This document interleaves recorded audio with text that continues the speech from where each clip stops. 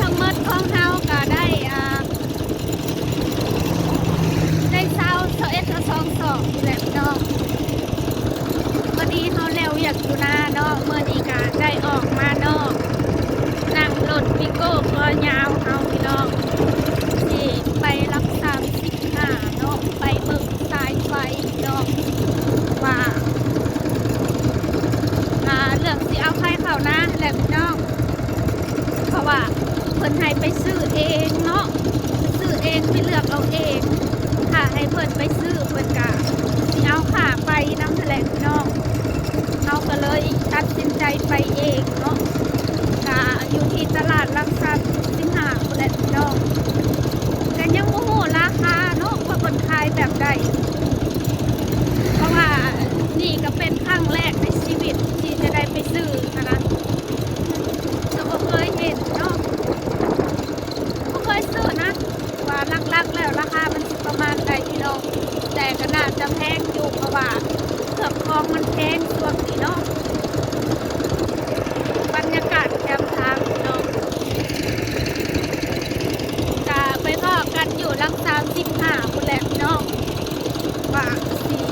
เป็นจังใดเนาะฮอดแล้วพี่น้องกานั่งรถโดนเติบเนาะรถเอามันบ่ไหว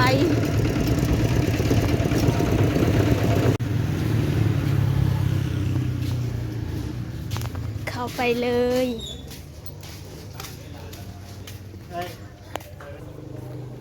โอ้เครื่องอาหารเราก็ลายแล้วพี่น้อง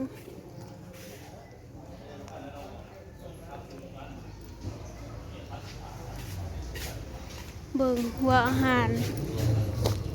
หมูขึ้นแล้วได้พี่น้องเอ้ยประมาณ6-700เลยเนาะ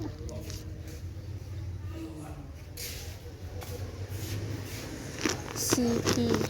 หัวอาหารอย่างอันนี้หัวอาหารป่า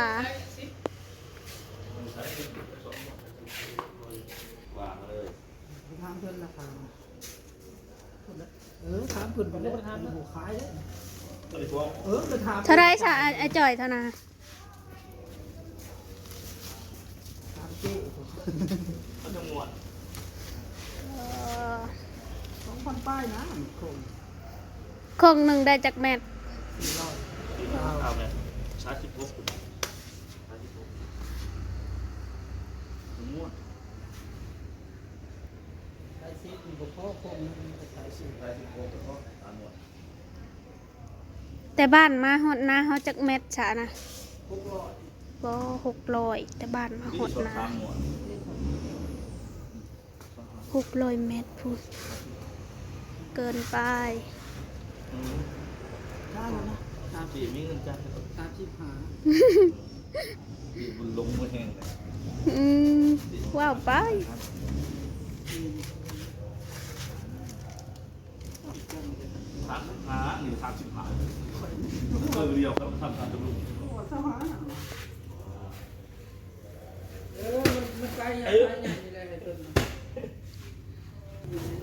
ส่วนหัวอาหารไก่เขาก็มาซื้อในห้างนี้แหละพี่น้องนี่เด็แมนบอนี่ขึ้นเลย600-700เลยเบิ้งพี่น้องแต่บ้านมาหดหน้าคอย600เพื่อนว่าจะตกอยู่3 โค้งอันนี้เนาะแต่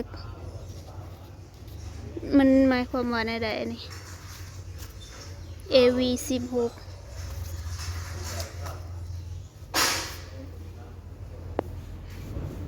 พวกนึง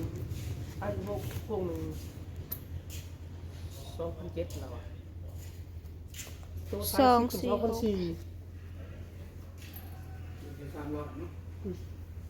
2,700มันไกลมันฟรีเลยคือพวกเนาะตกลงไว้ป่ะลบที่สุด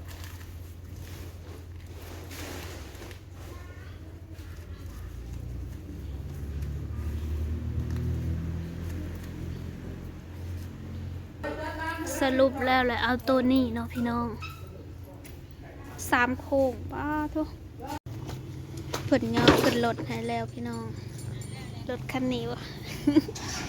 บ่แม่นรถคันนั้น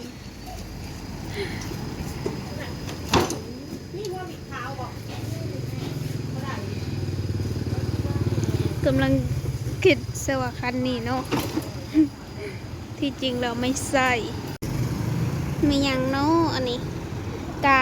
เมื่อเบิ่งอยู่เฮือนพุ่นแหล้วเนาะพี่น้องว่ามันมีอิหยังแหน่ส่วนบินเฮากะนี่อยู่ในนี่เนาะเดี๋ยวจะมาสรุปให้เบิ่งเด้อสิบ่ได้ถ่ายให้เบิ่งนำทางเนาะเพราะว่ารถกันหลายทางกะคือพี่สั่งนี่คือลูกคุกคิกมาหอดนาแล้วเด้อพี่น้องตอนนี้จักพี่สั่งแหละอันนี้บ่ฮู้คือกันได้เท่านี้เนาะส่วนหม้อแบ่งมันกะรออีก2 ทิศจึงได้โอ้ยนักมีอย่างอันนี้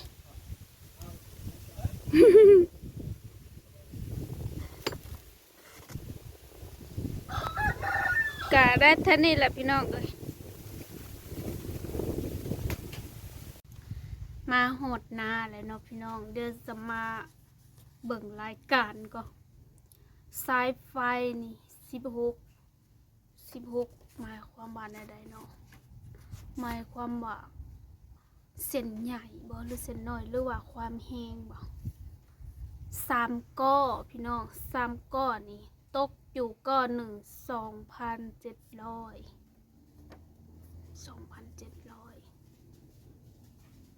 ลางบุรี11 สุดเท่ากับ1,000 บาทบ่แม่นบ่เนาะ1,100 บาทน็อตนี่11 โตราคา40 บาทรวมแล้ว440 บาทรวมเงินทั้งหมดพี่น้องทั้งก่อไผ่แล้วก็น็อตแล้วก็เครื่องอุปกรณ์อยู่ในหันเนาะก็มีบ่กี่อย่างดอกแต่ก็รวมแล้วนี่ 9,640 บาทโอ้เกือบถึงหมื่นแต่ก็เครื่องเฮามันก็ยังบ่ได้พอดอกเนาะเพราะว่าหม้อแบ่งนะก็ตกอยู่ประมาณ10,000กว่าแต่ก็ยังบ่ทันได้หม้อเพราะว่าหม้อขาดเนาะพี่น้องแบบว่าขาดตลาดนั่นแหละคันสิว่าง่ายๆกะเพิ่นกำลังสั่งให้อยู่เพิ่นบอกว่ารอประมาณ2 อาทิตย์เนาะถ้าก็สิไว้หรือสิซากะอยู่ใน2 อาทิตย์นั่นแหละพี่น้องถ้ามีการยับย้ายเคลื่อนย้ายกะสิไว้กว่าหันหรือสิซากกว่าหันกะยังบ่ฮู้เนาะส่วนสายไฟเฮาก็ได้มาแล้วกะขัดสิดึงมือนี่กะมันบ่มีผู้มาดึงสอยเด้อพี่น้องถ้าบ่หาเพิ่นแต่เช้าพุ่นเนาะเพราะว่าช่วงนี้เป็นช่วงเกี่ยวข้าวยามเวียกเนาะอันนักความมานักตั้งแต่สายไฟอันแต่บ้านต่อออกมานาฮอดนาข่อยนี่กะเพิ่นบอกข่อยว่า600 เมตรแม่นบ่ประมาณนี้แหละพี่น้อง10 ลักบ่10 กว่าลักบ่หรือประมาณนี้แหละพี่น้องนี่ส่วนบินของเฮาเห็นอยู่บ่ก็สิประมาณนี้แหละพี่น้องก็เฮาว่างเนาะเฮาว่างมื้อใดก็อีพ่อเพิ่นก็จะหาหมู่หาคู่มาดึงสายไฟซอยเพราะว่ามันหนักพี่น้องต้องเอาผู้ใหญ่เนาะมาดึงเอาหมู่หลายๆคนประมาณ5-6 คนพุ่นแหละเพราะว่าขนาดค่อยดึงไปในรถกี้นี่ดึงสูดมากันยังบ่มาความมันหนักโอ้ยหนักอลีอลอเนาะก็หนึ่งก็ตกอยู่ 2,700 บาทพี่น้องตอนอยู่ในห้างเพิ่นว่า800น่าจะลดให้มั้งกะดีใจหลายเนาะที่ดึงไผ่ลงมาหน้านี่ก็คิดว่าไผ่ภาคหน้าก็สิได้ออกมาอยู่หน้านี่แหละพี่น้องบางคนเพิ่นก็แนะนำให้ใส่โซลาร์เซลล์เนาะโซลาร์เซลล์นี่แบบมื้อหน้ามื้อนั้นมันก็เพพังคือเก่าเฮาก็ต้องได้ซื้อใหม่เนาะพี่น้องที่ว่าข้าวไผ่นี่เฮาก็ใส่ได้หลายอย่างบ่จะเป็นใดไตไผ่เฮาก็ใส่ได้เบิดพี่น้องถ้าเฮาใส่โซลาร์เซลล์มันก็จะได้แค่ ใต้ไผ่เนาะใต้แต่ดอกไผ่นั่นแหละก็ขอบคุญขอบคุณหลายๆเด้อทุกคนที่เข้ามาให้กำลังใจเนาะและทุกคนที่ได้ซัพพอร์ตโฆษณาส่วนสายไผ่นี่เพิ่นก็เอาตัว2,000 กว่านี่ก็เพราะว่ามันไกลพี่น้องตั้งแต่บ้านมาฮอดนาเฮามันต้องได้ใส่ไผ่แห้งเนาะก็เอาตัวเส้นใหญ่เติบพี่น้องเพราะว่า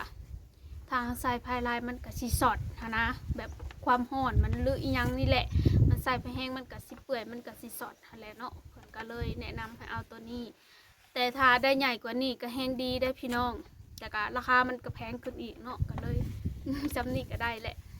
ก็โอเคเนาะพี่น้องสำหรับคลิปนี้ก็สิได้ขอจบไว้สำนี้เด้อฝากพ่อแม่พี่น้องกดไลค์กดแชร์กดติดตามให้สาวลงวันนาในเด้อพี่น้อง